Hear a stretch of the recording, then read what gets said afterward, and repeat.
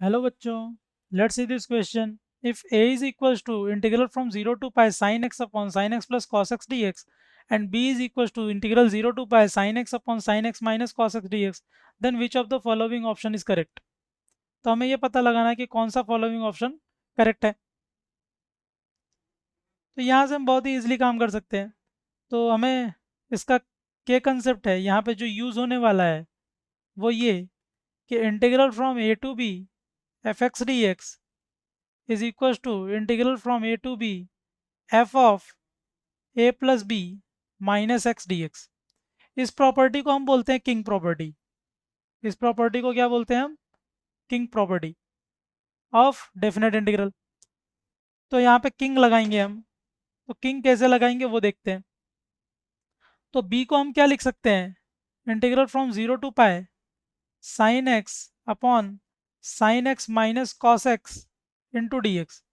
तो किंग लगाने के बाद ये किसके इक्वल हो जाएगा? Integral from 0 to pi sine pi minus x upon sine pi minus x minus sine pi minus x minus cos pi minus x D x. ये ऐसा होगा which is equal to integral from 0 to pi sine pi minus x क्या हो जाएगा again?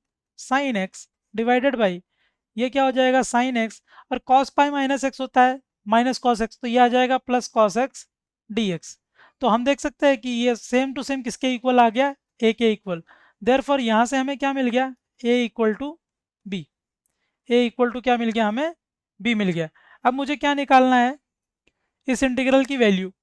तो integral की value कैसे आएगी वो अब हमें देखना है. तो हम क्या करेंगे? जो ओरिजिनल ए और बी हमारे पास अवेलेबल है, ओरिजिनल ए और बी जो कि हमारे पास अवेलेबल है, हम उन्हीं दोनों को ऐड कर देंगे. तो ए प्लस बी हमें क्या दे देगा यहाँ से? ए प्लस बी दे देगा 0 to pi sine x upon sine X plus cos X D X plus 0 to pi sine x upon sine x minus cos X D X. यही है हमारे पास. This is equal to integral 0 to pi. यहाँ पे हम लेंगे LCM. तो ये हो जाएगा sine square X minus sine X cos X और ये हो जाएगा sine square X plus sine X cos X. तो sine X cos X cancel out हो जाएगा. तो यहाँ बचेगा 2 sine square X upon sine X plus cos x into sine x minus cos X. तो वो आ जाएगा हमारे पास sine square X minus cos square X sine square X minus cos square X D x. तो ये आ जाएगा हमारे पास 0 टू पाई माइनस ये आ जाएगा 2 into sine square X upon into cos square X minus sine square X हमें पता है वो क्या होता है? Cos two X. तो इसको क्या लिख सकते हैं? Minus cos two x D X. अभी हमें कॉस टू एक्स का एक फॉर्मूला पता होना चाहिए. कॉस टू एक्स का formula in terms of sine x. तो कॉस टू एक्स का फॉर्मूला क्या होता है? 1 - 2 sin² एक्स. देयरफॉर हम यहाँ से 2 sin² एक्स को क्या लिख सकते हैं? या बेसिकली -2 sin² एक्स को क्या लिख सकते हैं हम? Cos two X minus one. क्या लिख सकते हैं इसको? Cos two X minus one यहाँ ले जाके. तो यहाँ से ये आगे क्या दिखेगा हमें? तो ऊपर जो आ जाएगा वो आ जाएगा cos two X minus one और नीचे आ जाएगा cos two X. Therefore A plus B हमारे पास क्या हो जाएगा? A plus B is equals to cos two X minus one upon cos two x D X integral going from 0 to pi. That is equals to 0 to pi. जब इसको LCM यहाँ पे denominator को इसको अलग अलग करेंगे तो ये आ जाएगा 1 minus sec two x D x. Sec two x D x. तो 1 का इंटीग्रल हो जाएगा x that is from 0 to pi minus sec x का इंटीग्रल होता है ln sec x plus tan x.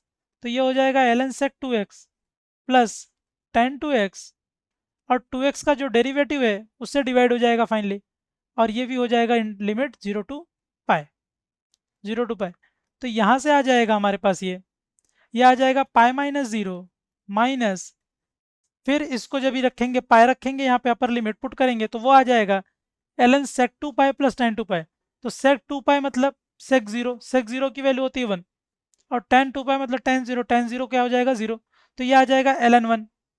तो ln 1 मतलब 0 माइनस 0 पुट करेंगे तो भी सेम वही 0 ही मिलेगा हमें. तो ये फाइनली आ जाएगा 0. तो ये वैल्यू आ जाएगी पाई. ये वैल्यू क्या आ जाएगी हमारे पास? पाई. तो 2 sin² एक्स को यहाँ पे हमने क्या पुट कर दिया था? टू साइन स्क्वायर एक्स को पुट कर दिया था कॉस 2x माइनस 1, तो कॉस 2x माइनस 1 अपॉन 1 करके आ गया वहाँ से आगे। तो ये क्या आ गया हमारे पास, finally a plus B is pi, और हमने पहले ही निकाल रखा है कि a एंड b इक्वल है, तो therefore 2a equal to pi which implies a की वैल्यू क्या आ गई, pi by 2 which is also equal to b। तो a और b इक्वल हैं और a और b की वैल्यू कितने के इक्वल है, पाई बाई 2 के। तो यहाँ पे ऑप्शन कौन कौन सा करेक्ट हो जाएगा हमारा, option B is correct and option C is correct. तो a equal to b and both are equal to pi by 2, so option B and C are correct. I hope you understood it well, best of luck.